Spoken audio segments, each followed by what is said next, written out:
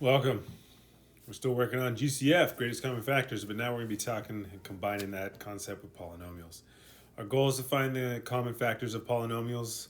Full disclosure, we're going to start with monomials. Let's go. Vocab word. What's a polynomial? This should be review, but we'll define it right now. Got the definition for polynomials here. Okay. Some examples are going to follow. We got x squared, that's a monomial. It just has one term. And then I can do x squared plus 3x. That's a binomial. There's two terms. I can do 3x cubed y to the fifth. We're back to one term. That's a monomial. And I can have even more.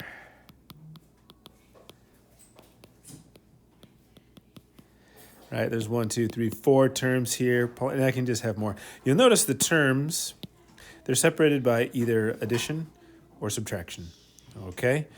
Doesn't matter when I'm multiplying them all together, right? All the variables and the constants, coefficients, etc. This is just one term. My cat is going bananas right now. So to factor, well, it says polynomials, but we're just going to be doing monomials. We're going to go back to expanded form like we did with exponents. So let's see what that looks like with an example. So I have 9 times x cubed. So I want to get prime factorization of 9. That's going to be 3 times 3. And then expanded form of x cubed, right? That's 3 times 3 times x times x. These are the individual factors of 9x cubed. Let's see another example. And so if we're going to factor 14x to the fifth, that's going to be 2 times 7 times x times x times x times x times x. Okay, and so here's my 14. It's 2 times 7. Those are my two prime numbers. And then I have x times x 5 times. Okay, five of the x's multiplied together. And if I was going to look and see what do they have in common, well, there's 3 x's multiplied here, and I have 3 here. So for sure, they have these in common. Okay. And if I look at my coefficients, there's nothing in common. So we would say the greatest common factor between these two monomials is x cubed. Okay. Let's see more of this in action. We kind of skipped ahead to this part, spoiled the reveal a little bit, but let's see a few more examples. So I got two numbers, 36xy cubed and 24y squared. What are it says common factors, but let's find the greatest common factors for these two. So here we broke it down, prime factorization. 36xy cubed is 3 times 3, which is 9, times 2, which is 18, times 2, which is 36, so that checks out, times x, times y, times y, times y.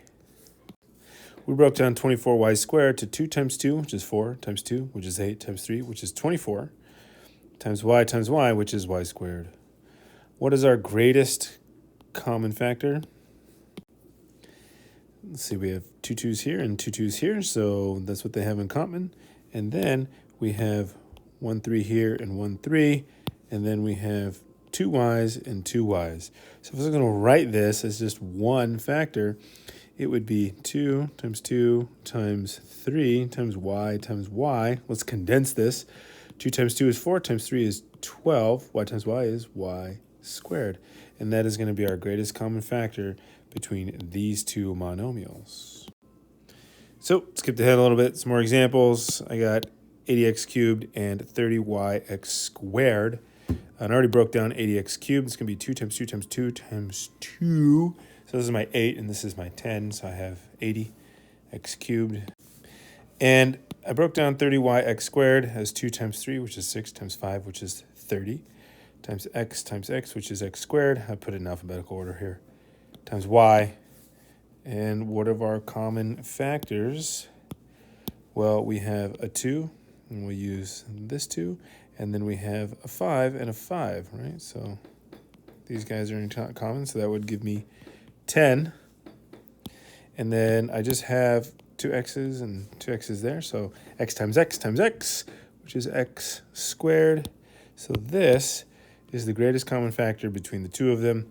As you get more accustomed to this, you can look at these two numbers, 80 and 30, and see that, well, I can factor a 10 out of each of these, right? Because they end in a 0.